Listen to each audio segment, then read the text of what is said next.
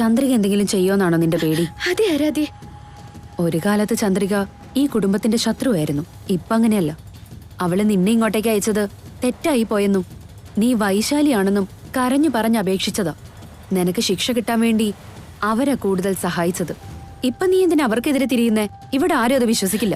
ആരാധ്യ, ചന്ദ്രികയുടെ സ്വഭാവം നിനക്ക് ശരിക്കും അറിയാത്തോണ്ടാ. ശത്രുവായിട്ട് അവക്കൊന്നും ചെയ്യാനായിട്ടില്ല. ഇപ്പൊ മിത്രം ആയിക്കൊണ്ട് അഭിനയിച്ചത് നേടാൻ നോക്കാം. ഈ വീട്ടിലെ മരുമോള് എന്നെ അവർക്ക് പുറത്താക്കാൻ സാധിച്ചിട്ടുണ്ടെങ്കിൽ, ഈ വീട്ടിലുള്ളവരെ കൊല്ലാൻ അവള് പ്ലാൻ ചെയ്തിട്ടുണ്ടെങ്കിൽ സത്യമായിരിക്കും.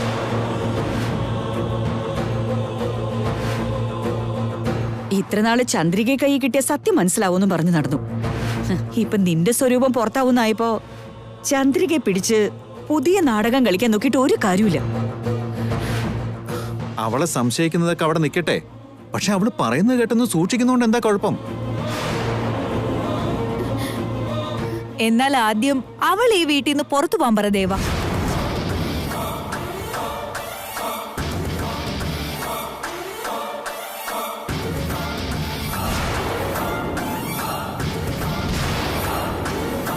പിന്നല്ലാണ്ട് അവള് പറഞ്ഞതുപോലെ ഈ വീട്ടിൽ എന്തെങ്കിലും ആപത്തുണ്ടെങ്കിൽ അത് നമുക്ക് വേണ്ടി ആയിരിക്കില്ല, ഇവക്ക് വേണ്ടി തന്നെ ആയിരിക്കും. ആ ചന്ദ്രികയ്ക്ക് ഇപ്പോൾ നമ്മളെക്കാൾ കൂടുതൽ ശത്രുത ഇവളോടാണെന്ന് അവൾക്കറിയാം. അത് ശരിയാ. ആ കല്യാണമ്മയും പറയാൻ പറ്റില്ല, അവരും ഇതിന്റെ കൂടെ ഉണ്ടാവും. അവരുടെ മോനെ ഇവളല്ലേ കൊന്നു കളഞ്ഞത്. എന്നിട്ട് അവിടുന്ന് രക്ഷപ്പെട്ട് ഇവിടെ വൈദേഹി എന്ന് പറഞ്ഞ് കയറി കൂടിയിരിക്കുകയല്ലേ. ആ ദേഷ്യം തീർക്കാനാവും അവരും എല്ലാം പ്ലാൻ ചെയ്തത്.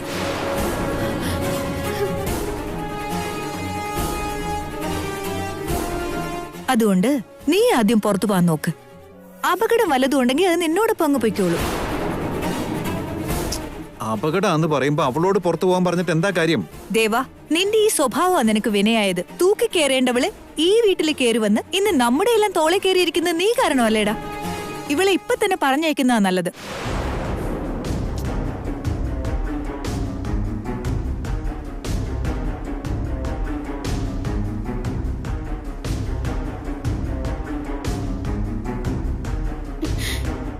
ഈ അപകടം എന്നോട് കൂടി പോകുന്നുണ്ടായിരുന്നെങ്കിൽ സത്യമായിട്ട് ഞാൻ ഈ വീട്ടിൽ നിന്ന് എപ്പോഴും പുറത്തു പോയേനെ.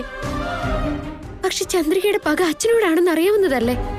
ഈ കുടുംബം നശിക്കുന്നതാണ് അവർക്ക് കാണേണ്ടത്. മരണത്തിൽ നിന്ന് ഒരിക്കൽ രക്ഷപ്പെട്ട് വന്നവളാ.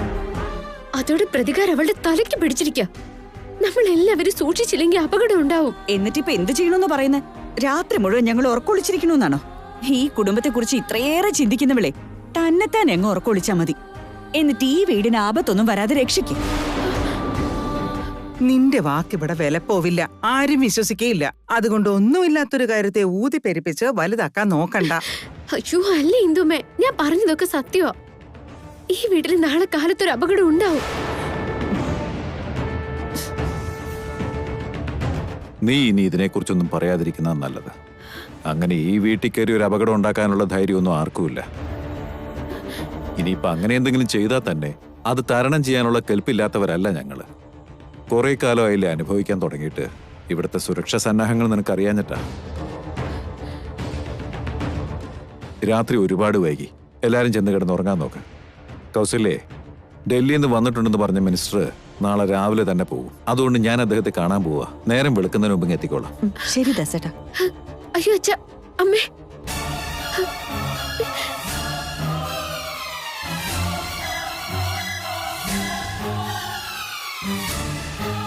ദേവേട്ട, ദേവേട്ട, കണ്ടില്ലേ ദേവേട്ട, ആരും ഞാൻ പറയുന്നത് വിശ്വസിക്കുന്നില്ല. അച്ഛൻ പറഞ്ഞത് നീയും കേട്ടില്ലേ? ഇവിടെ എല്ലാ സുരക്ഷയും ഉറപ്പാക്കിയിട്ടുണ്ട്. ഒന്നും സംഭവിക്കില്ല. നീ ഈ പേടിയൊക്കെ മാറ്റിവെച്ച് ചെന്ന് കിടന്ന് ഉറങ്ങാൻ നോക്ക്. ദേവേട്ട, ദേവേട്ട, ദേവേട്ട, ആര് വിശ്വസിച്ചില്ലെങ്കിലും സാരമില്ല. എനിക്ക് ജീവനുള്ളിടത്തോളം കാലം എന്റെ കുടുംബത്തിൽ ആർക്കും ഒന്നും സംഭവിക്കാൻ പാടില്ല. അമ്മേ, അമ്മ പറഞ്ഞതുപോലെ ഞാൻ ഉറക്കൊളിച്ചിരുന്നോളാം.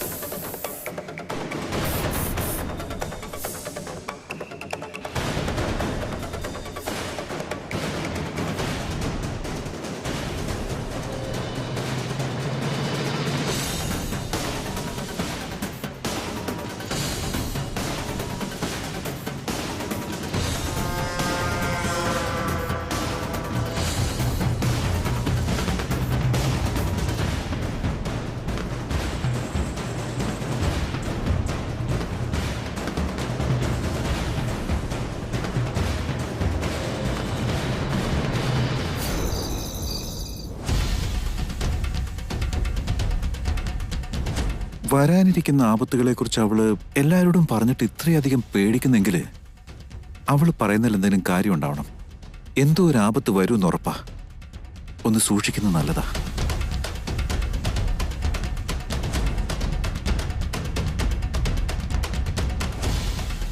ഹലോ ഹലോ ACP അങ്കിൾ, ഞാൻ കൊട്ടാരം വീട്ടിൽ നിന്ന് ദേവനാണ് അങ്കിൾ.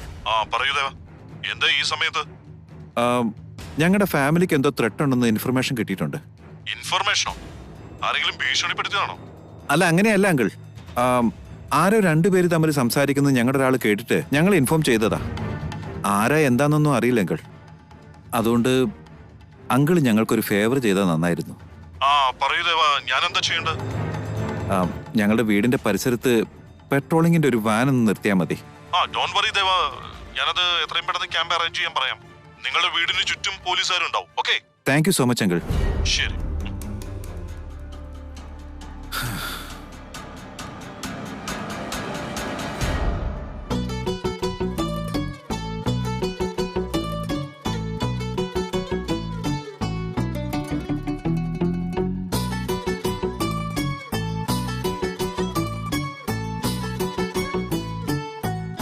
ഡേവിഡിനെങ്കിലും എന്നെ വിശ്വസിച്ചല്ലോ, അത് എന്നെ വലിയ കാര്യം. പോലീസുകാരോട് പറഞ്ഞല്ലോ, ഇപ്പോഴാ ശ്വാസം നേരെ വീണത്. എന്നാലും എന്നെ എന്തുകൊണ്ടാ ഒരു വാക്കിന് പോലും ആരും വിശ്വസിക്കാത്തെ? ഞാൻ പറയുന്നതില് എന്തെങ്കിലും സത്യം ഉണ്ടാവുമെന്ന് ഒന്ന് ചിന്തിക്കാൻ പോലും ആരും തയ്യാറാവുന്നില്ല. അത് നീ വൈദേഹിയാണോ വൈശാലിയാണോ എന്നുള്ള സംശയം നിലനിൽക്കുന്നത് വരെ നീ ചെയ്യുന്ന ഓരോ കാര്യത്തിലും പറയുന്ന ഓരോ വാക്കിലും സംശയം മാത്രമേ ഉണ്ടാവൂ. പൂർണ്ണവിശ്വാസം ഒരിക്കലും ഉണ്ടാവില്ല. ഒരു നാണയം മേലോട്ടെറിഞ്ഞ് താഴേക്ക് വരുമ്പോ അത് ഹെഡാണോ ടെയിലാണോ എന്ന് കൃത്യമായിട്ട് പറയാൻ പറ്റില്ല. അത് തന്നെ ഇവിടെ നിന്റെ കാര്യത്തിൽ സംഭവിച്ചുകൊണ്ടിരിക്കുന്നേ. ശരി ഏതാ തെറ്റേതാന്ന് ആർക്കും പറയാൻ പറ്റുന്നില്ല. അതിനാരെയും കുറ്റം പറഞ്ഞിട്ടും കാര്യമില്ല. നീ പറയുന്ന കാര്യം നുണയാന്ന് പറയുമ്പോ അത് നിന്നെ എത്രമാത്രം വേദനിപ്പിക്കുന്നുണ്ട്. അതുപോലെ തന്നെ എന്തിനാ സംശയിക്കുന്നതെന്ന് അവരോട് ചോദിക്കുമ്പോൾ അവർക്കും തോന്നുന്നേ. നിന്റെ വിശ്വാസം നിനക്കും അവരുടെ വിശ്വാസം അവർക്കും വലുതാ. അപ്പോ ഡേവിഡിന്റെ വിശ്വാസം എന്താണ്?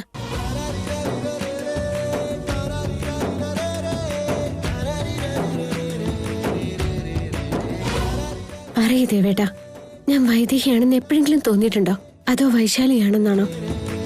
ഞാനും അവരെല്ലാരെയും പോലെ തന്നെയല്ലേ. പ്രത്യേകമായിട്ട് എനിക്കിതുവരെ ഒന്നും തോന്നിയിട്ടുമില്ല.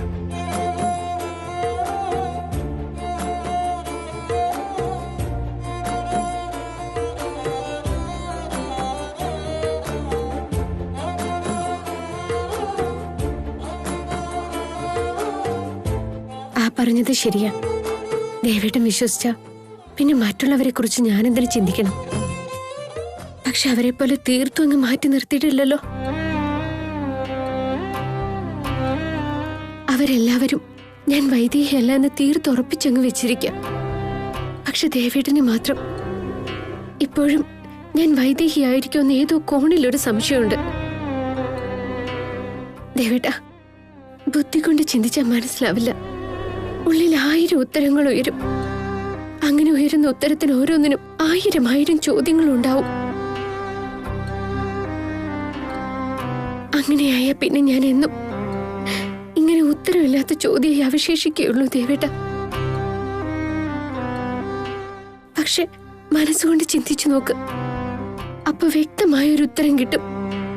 ചിന്തിച്ചു നോക്ക് ദേവേട്ട.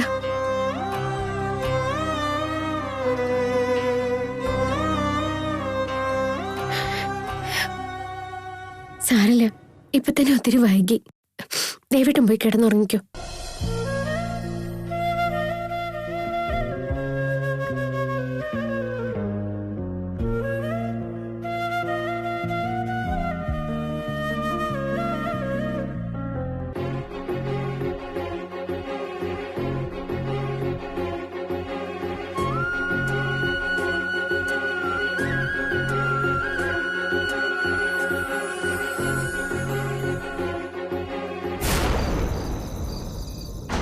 ചേച്ചി ചേച്ചി ചേച്ചി, ഞാൻ പോവാ ചേച്ചി. ജോലിയൊക്കെ കഴിഞ്ഞോ? ആ, ജോലിയൊക്കെ കഴിഞ്ഞു ചേച്ചി. പോയിക്കോ.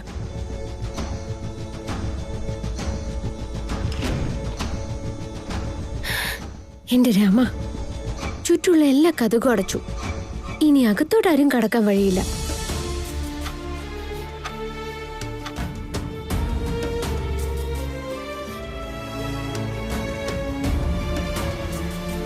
മുകളിലും താഴെയൊക്കെയുള്ള ജനാലകളും അടച്ചിട്ടുണ്ട്.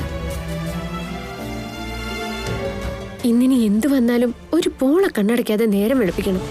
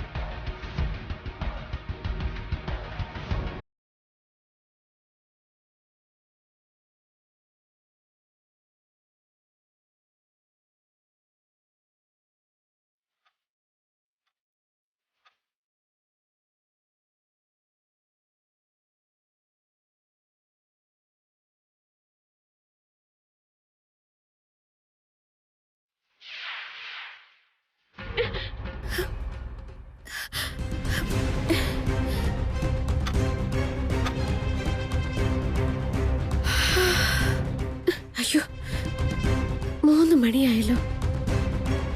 ഇനി ഒരു 3 മണിക്കൂർ ഉറങ്ങാതെ കാവലിരിക്കണം. കണ്ണടയ്ക്കല്ലേ വൈദേഹി.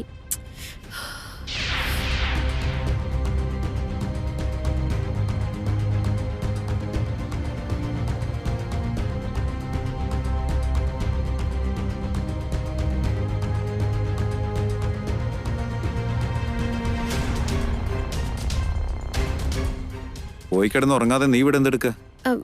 ഒന്നുമില്ല ദേവേട്ടാ. ദേവേട്ടൻ എന്താ വേണ്ടേ? എനിക്കൊരു ചായ ഉണ്ടാക്കി തരുമോ? നിക്ക്, ഇപ്പൊ ഉണ്ടാക്കിക്കൊണ്ടുവരാം.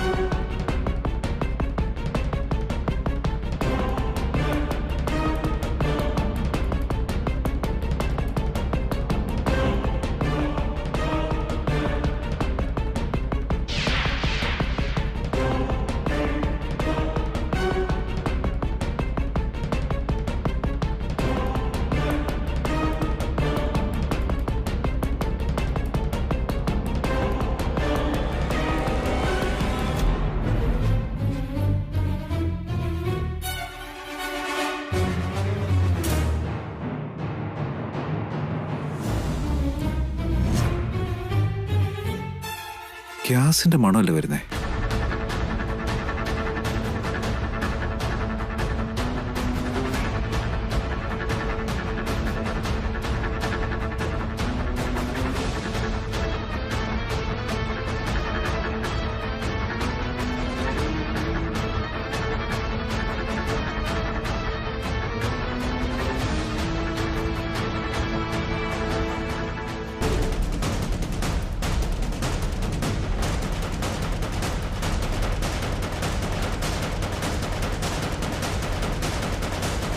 Vaishali, Vaishali,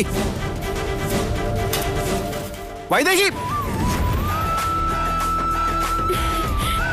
ദേവേട്ടാ, Vaidehi! No, no, no!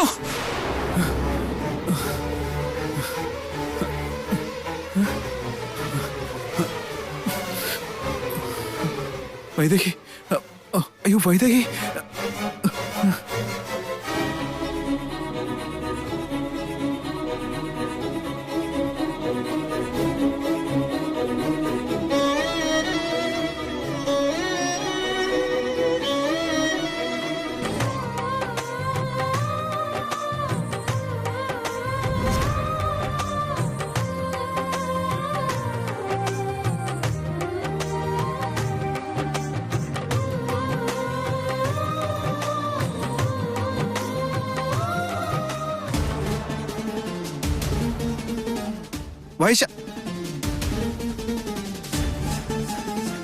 Vaidehi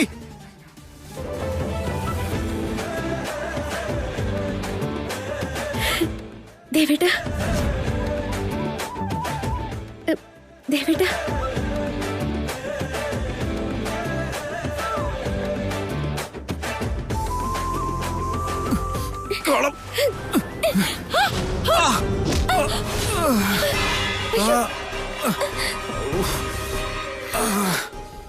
ദേവേട്ട ദേവേട്ട നോക്കട്ടെ ദേവേട്ട എന്ത് പറ്റി എന്ത് പറ്റി ദേവേട്ട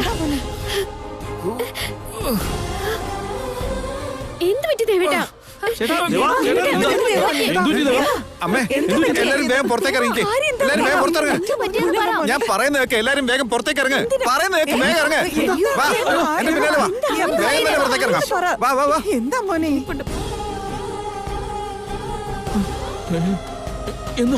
ആ, ഇറങ്ങ് ഇറങ്ങ് ഇറങ്ങ്. ദേവി ഒന്നും മിണ്ടാതിരിക്കും. ഞാൻ കാര്യം എന്തെന്ന് പറയാം. ഞാനൊന്ന് പറയുന്നതൊക്കെ എന്ത് കഷ്ടം. ഞാൻ പറയാം. ഒന്ന് മിണ്ടാതിരിക്കാവോ? ഞാൻ പറയുന്നതൊന്ന് കേൾക്ക് നിങ്ങൾ. അകത്ത് ഗ്യാസ് ലീക്ക് ആയിക്കൊണ്ടിരിക്കുക.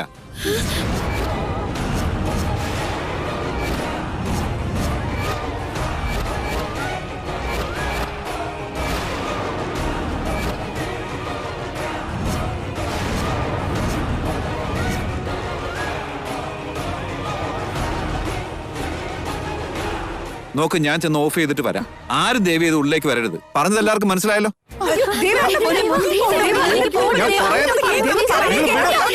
നിങ്ങളൊന്നും മിണ്ടാതിരിക്കുന്നുണ്ടോ? കയ്യിൽ നിന്ന് വിടമ്മേ. ഞാനത് ഓഫ് ചെയ്തിട്ട് വേഗം തന്നെ വരാന്ന് പറഞ്ഞില്ലേ? നീ എങ്ങോട്ടാ? വേണ്ട. എന്റെ ഭഗവാനെ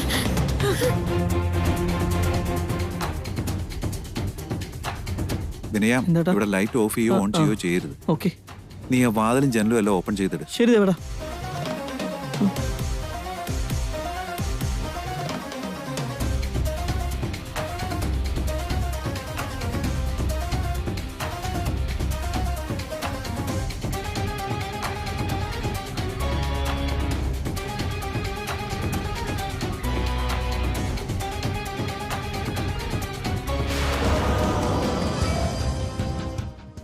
എന്റെ ദൈവമേ, എന്തിനവനിങ്ങനെയൊക്കെ? നീ ധൈര്യമായിട്ടിരിക്കുക. ഒന്നും സംഭവിക്കില്ല. അയ്യോ, എന്റെ ദേവേട്ടനെ കാത്തോളേ രാമ.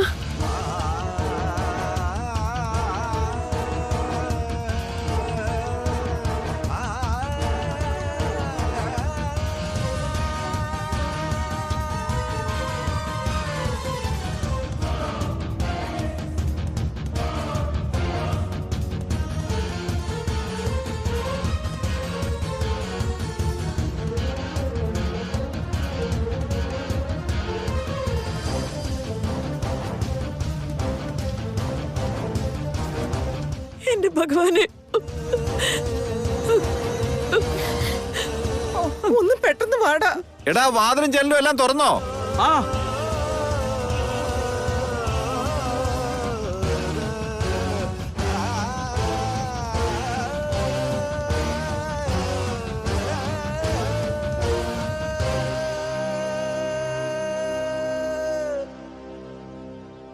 വിനയ, ആ ഡോർസ് എല്ലാം ഓപ്പൺ ചെയ്തോ?